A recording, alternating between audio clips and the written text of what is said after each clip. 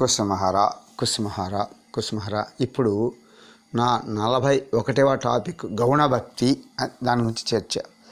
గౌణం అంటే రెండు అని అర్థం. గౌణభక్తి అంటే ఏంటంటే వాళ్ళు ఎందుకు అంటున్నారంటే ప్రేమభక్తి గొప్పది, దానికంటే రెండవది ఏంటంటే గౌణభక్తి.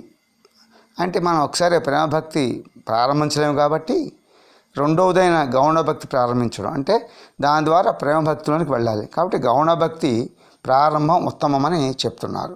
అంటే గౌణభక్తి అంటే ఏంటి, ఇంకా క్లారిటీగా రావాలంటే గుణభేదం అనుసరించి అంటే సత్వభక్తి, రజోభక్తి, తమభక్తి, ఈ గౌణభక్తి కలుగుతుంది అన్నమాట. కాబట్టి ఇది ఆర్ధార్థి, ఆర్తి, జిజ్ఞాసు అని కూడా 3 విధాలుగా ఉంటుంది.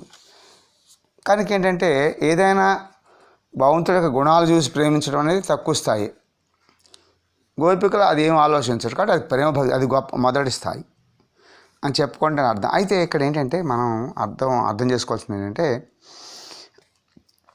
ప్రేమ చాలా గంభీర స్వరూపము. అలాంటి ప్రేమ మా జీవితాలలో రావడం చాలా కష్టం. మేము సామాన్య జీవులం, ఇది ఉన్నతమైన విషయం, మా జీవితం అలా వస్తుంది అనుకుంటారు జనరల్గా. కానీ అది సరికాదు. మొదట మనం ఏం చేయాలి, గౌణభక్తి స్టార్ట్ చేయండి, అక్కడి నుంచి దాంట్లోకి ఆటోమేటిక్గా వెళ్ళిపోతాం అని చెప్తున్నారు. భక్తి మార్గంలో నిష్ఠ, దీక్ష కావాలండి. దీక్ష దుర్గమమైన పనిని అంటే కష్టమైన పనిని సమగ్రంగాను, దూరంగా ఉన్న పనిని సమీపంగాను చేస్తుంది. దీక్షలో చాలా సామర్థ్యం ఉండాలి, అందుకే దీక్ష మనకు ఉంటే దక్షత వస్తుంది. అయ్యప్ప స్వామి భక్తులు, నిజభక్తులు అంతా నిష్ఠగా ఉంటారు. నిన్ను పరిపాలించుకునే శక్తి వస్తుంది. చాలా నిష్ఠ కావాలి. కాబట్టి జీవితంలో కష్టపడటానికి సిద్ధపడని వారు సత్ఫలితాలను పొందలేరండి. వ్యాపారం నష్టం వస్తుందని భయపడితే ఇక ఏ వ్యాపారం చేయలేరు, లాభాలు కూడా పొందలేరు. ప్రమాదానికి సిద్ధపడిన వారే లాభాన్ని సొంతం చేసుకోగలరు అంటున్నారు. మార్గము కఠినమే, అందులో సందేహం లేదు, కానీ నడిచేవారికి అది కఠినం కాదు. సైకిల్ తొక్కడానికి మొదట్లో చాలా భయపడతాం, కానీ నేర్చుకున్న తర్వాత 2 చేతులు వదిలేసి కూడా సైకిల్ తొక్కుతాం. సో భక్తి మార్గం ప్రయాణికునికి అంటే ధైర్యంగా దీక్షతో సాగేవారికి సులభమే. భక్తి కఠినమని ఎప్పుడు అనుకోకూడదు. ఒక్కసారి ధైర్యంగా పిచ్చిగా దూకామనుకో అదే గమ్యం చేరుస్తుంది. ఎవరైనా అమాయకంగా మా మనసులోకి రాగద్వేషాలు ఉన్నాయి, సంసారిక బంధాలు పట్టి పీడిస్తున్నాయి, మేము భక్తి ఎలా చేయగలము అని అనుకుంటే అది అసంగతం. భక్తి మన వైపు చూచి కాదండి, భగవంతుని వైపు చూచి మనం చేయాలి. భగవంతుని కోసం భక్తి, భగవంతుని ఐశ్వర్యము, అనంతమైన దయ, అపార కరుణ గురించి భగవంతుని ఎడల భక్తి ఏర్పడుతుంది. మనలో ఎన్నో వేల దుర్గుణాలు ఉండుగాక భక్తి ఏమి అడ్డంకు ఉండదు. రాగద్వేషాలు, కోరికలు కలిగిన సాధారణ మానవుడు భక్తిని ఎలా చేయగలడు అని కొంతమంది అభిప్రాయం. కొందరికి ద్వేషం ఉంటుంది, మరి కొన్ని విపత్తులు ఎదుర్కోవాలి, ఏవో కావాలని ఆశలు. ఇవే సాధారణ మానవుని సమస్యలు. వీటిని ఎదుర్కోలేవు, నువ్వు తీర్చుకోలేవు. అయితే ఇవి తీర్చటానికి పరమాత్ముని ప్రార్థించు, అక్కడే భక్తి ప్రారంభమవుతుంది. ఇదే గౌణభక్తి. అది అర్థమైందండి. గౌణభక్తి అంటే ఈ గౌణభక్తిని ఇప్పుడు మనం నిరూపించాలి. కాబట్టి మనం పరమాత్మ ప్రార్థించి ఇక భక్తి స్టార్ట్ చేసుకోవాలి. అది అయితే చెప్పాం కదా, గుణభేదం అనుసరించి సాత్విక భక్తి, రాజస భక్తి, తమ భక్తి అనేటువంటివి 3 విధాలుగా ఉంటాయి. ఇప్పుడు ప్రభు కూడా చెప్పాడు, నీ గుణాన్ని బట్టి నువ్వు ఆరాధన చేయవా అని చెప్పాడు. ఇది PH1 లెటర్లో, అది కూడా నేను మీకు కలుపుతాను. ఇప్పుడు ఇక్కడ శత్రువు అంటే ద్వేషము ఉదాహరణకు, ఇది తామసం అండి.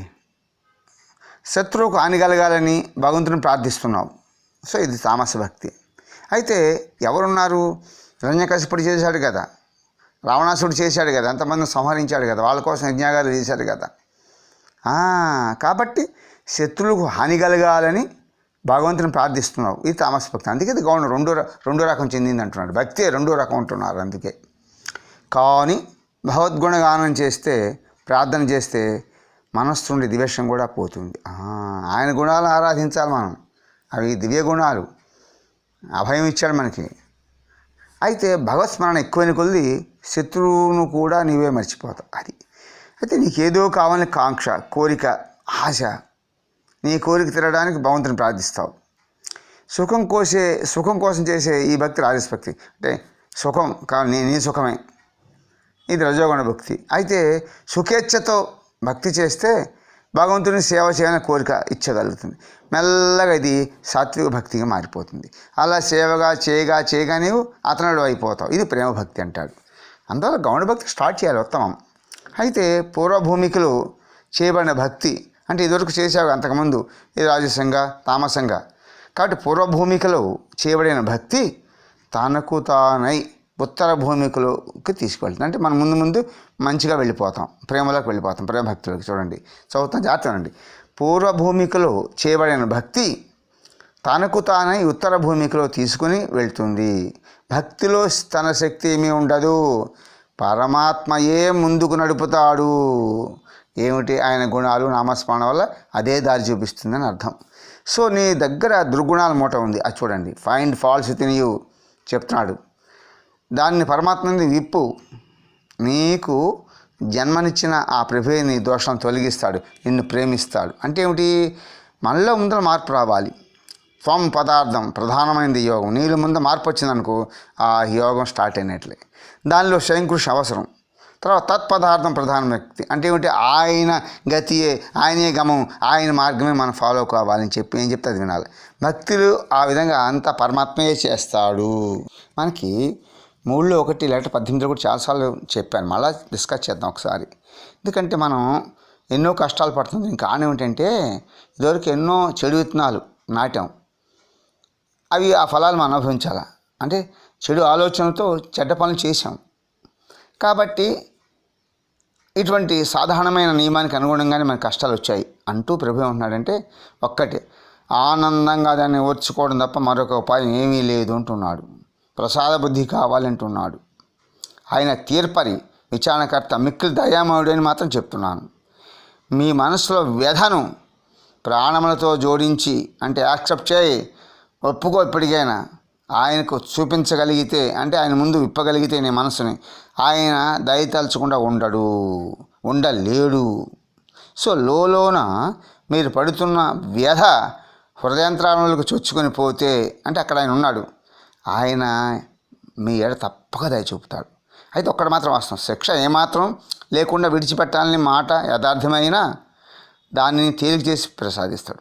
ఎందుకంటే శిక్ష వేరు, శిక్షణ వేరండి. ఇది శిక్ష కాదు, మనం చేసిన పాపాలకి మనం ఇప్పుడు ట్రైనింగ్ అవుతున్నాం, శిక్షణ అవుతున్నాం ఇది చేయకుండా ఉండడానికి. అది కాబట్టి ఆయన వంటి వైద్యుడు మరొక లేరు అంటున్నాడు. చక్కగా తేలిగా చేసి విడిచిపెడతాడు. ఆయన శరీర రోగంతో పాటు భావరోగమును కూడా నివారిస్తాడు. ఆ వైద్యుని దగ్గర వెళ్ళేందుకై, అంటే సంప్రదించేందుకే పైసా ఖర్చు లేదు. ఆ ప్రభు పట్టం ముందు కూర్చోండి, నీకు నువ్వుగా చెప్పు, అంతకనేం కావాలి. ఆయన ఏమంటున్నాడు? కేవలం మన హృదయంలోని ఆ మార్పుని, ఆ మారు మనసుని, ఆర్తిని మాత్రమే కోరుకుంటాడు. తీక్షణమైన ఆర్తిని పొందాలని గ్రహించండి. గజేంద్రుడు అంతే కదా, తను ఎంత ఇబ్బంది పడ్డాడు, 1000 సంవత్సరాలు పోరాడాడు. 1,00,000 కోటి భార్యల దశ కరణీనాథుండి అంటాడు. చివరికి ఏమైంది? అలిచిపోయాడు. అప్పుడు అంటున్నాడు, ధైర్యంబు విలోలంబయ్యే ప్రాణములు టాములు తప్పే. అయిపోయింది, అతని పని అయిపోయింది. కాబవే వరదా అని ఎప్పుడన్నా ప్రార్థన చేస్తే కదా. అందుకని ఎవరి చే జనించు, అయ్యా ఎక్కడ జనిస్తుందో, ఎవడందుడిందు పరమేశ్వరుడు అవడని వాడిని శరణ వేడుదన్నాడు. ఆ ఆర్తికి పరిగెత్తుకొచ్చాడు లేదా, సిరికింజెప్పడు శంకర ఆయుధం చేయి చీరడు, ఎట్లా వచ్చేసాడు చూడండి. కాబట్టి ఆర్తి కలగాలి, ఏడవాలి. అందుకే చెప్తాడు అరుణాథ్, ఆర్తభక్తి గొప్పది, ఆర్తి తడిసిన హృదయం కావాలి. కుసుమహార ఇప్పుడు ప్రభు PH1లో లెటర్ 36లో కూడా చెప్పాడు. ఏం చెప్పాడంటే, ఏ వ్యక్తికి ఆ వ్యక్తి తన శరీరానికి అనుగుణమైన సాధన చేస్తుంటే సత్వర ఫలప్రాప్తిని పొందుతారు. అది ఇక్కడ చర్చించాడు. ఇప్పుడు ఇక్కడ గుణభేదాత్ అంటున్నాడు. ఇప్పుడు నీలో తమోగుణం ఎక్కువగా ఉంది అనుకోండి, తమోగుణ భక్తి చేయమంటున్నాడు. ఎలా? నిద్ర నీకు ఎక్కువ వస్తుంటుంది, అదే తమోగుణం యొక్క లక్షణం. భగవంతుని చరణాలపై నీ తల ఉందని భావిస్తూ ఉండు, అలా నిద్రించవయ్యా. నిద్ర లేచిన తర్వాత ప్రభు చరణాలలో తల వంచి నిద్రించానని స్మరించుకో. నీ నిద్రయే భక్తిగా మారిపోతుంది. ఇక రజోగుణం అంటే స్వసుఖాన్ని ఎక్కువ ఆలోచిస్తుంటాడు. నీ సుఖముగా ఉండుటకై మక్కువ నీకు, అంటే రజోగుణం ఎక్కువ అని అంటున్నారు. నీకు కావలసిన సుఖమంతా పరమాత్ముడు ఇస్తున్నాడని తెలిసి అనుభవించు, అది రాజస భక్తిగా మారుతుంది. ఏదో విధంగా నీ విషయాలను భాగవతార్పితం చేయి, నీ మనసుని భగవతి యందు లగ్నం చేయి. అది ఏదో విధంగా మనం అతన్ని స్మరించాలి అంటున్నాడు. అంటే ఈ కామాన్ని కృష్ణోన్ముఖం చేయడంలో ఒక మార్గం ఇది. అలాగే గుణభేదాత్, నీలో ఏ గుణం ఉంటే ఆ విధంగా ఆరాధన చేయి. నీకు పాడటం నాట్యం వస్తే అది భగవాన్ ఎదురుగా చేయవయ్యా. అలాగే ఒక సజ్జనుడట ఒక మహాత్మ దగ్గరకు వెళ్ళి, అయ్యా నాలో ఏ మంచి గుణాలు లేవు, నేను భగవంతుని ఎలా సేవించను అని అడిగాడట. ఆ మహాత్ముడు అన్నాడట, అయితే ఒక పని చేయి, నీవు అబద్ధం చెప్పగలవా అన్నాడట. సజ్జనుడు అబద్ధం చెప్పగలని ఒప్పుకున్నాడట. అయితే నిన్ను నీవు భగవంతుని దర్బార్లో విదూషకంగా భావించి, అంటే హాస్యగాడిగా భావించి ఎన్నో కల్పిత కథలు చెప్పి అతన్ని నవ్విస్తుండు, అతని ముందు ఊరకనే పట ముందు కూర్చొని అని మహాత్మ సలహా ఇచ్చారు. కొంతకాలానికి అతనికి అబద్ధాలు చెప్పే అలవాటు పోయి భక్తి స్థిరపడింది. కాబట్టి మనం భక్తిలో అతి నీచుడని, నీచను జన్మించినవాడు అని అనరాదు, అందరూ అధికారులే అన్నాడు. హరనాథ్ చెప్పాడు, యోగ్యత అయోగ్యత పాటించను రండి అంటున్నాడు. పాపికి దోషికి అందరికీ భక్తుల అధికారం ఉంది. దీనికి షట్ సంపత్తి సమాధి అవసరం లేదు. భక్తి ఏర్పడితే మిగతావి అవే వస్తాయి. భక్తి వెనుక నడిచేవి గుణములు. అది మరి అందుకే భగవద్గీతలో కూడా చెప్పాడు, చతుర్విధాం భజంతే మాం జనా సుకృతో అర్జున ఆర్తో జిజ్ఞాస అర్ధార్థి జ్ఞానీచ భరతర్షభ అంటున్నాడు 7:16. కాబట్టి చూడండి, 4 రకాల వ్యక్తులను భజిస్తారయ్యా. ఆర్తులు, జిజ్ఞాసులు, అర్ధార్థులు మరియు జ్ఞాని. నిర్గుణ భక్తి. అందువల్ల గౌణ భక్తిలో ఆర్త, జిజ్ఞాసు, అర్ధార్థి ఈ ముగ్గురే తీసుకోవాలి. అది గౌణ భక్తులు ఏమొస్తాయి, ఈ 3 వస్తాయి. అందుకే గుణభేదాత్ అందాక చెప్పుకున్నాం.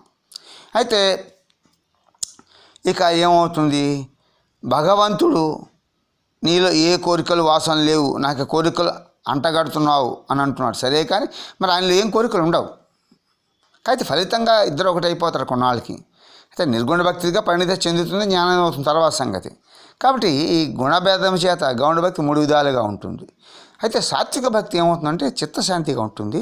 అతను నిత్యం సంసారం నుండి మనస్సును మళ్లించి నిత్య వస్తువులపై లగ్నం చేస్తాడు. నశించే వస్తువులపై మోహం పెంచుకుంటే అశాంతి కలగడం సహజం. అందువల్ల సాత్విక పురుషులు అందరితో మంచిగా వ్యవహరిస్తారు, కానీ ప్రేమ భగవంతుని నిలుపుకుంటారు. అట్లా ఎవరియందు వేటియందు రాగద్వేషం ఉంచుకోరు. పరిపూర్ణ ప్రేమను భగవంతునిదే కలిగి ఉంటారు. కుస్మహర కుస్మ తర్వాత 42లో కూడా ఇదే టాపిక్ కంటిన్యూ చేస్తాను. ఇప్పటికీ స్వస్తి. కుస్మహర కుస్మహర కుస్మహర కుస్మహర కుస్మహర కుస్మహర.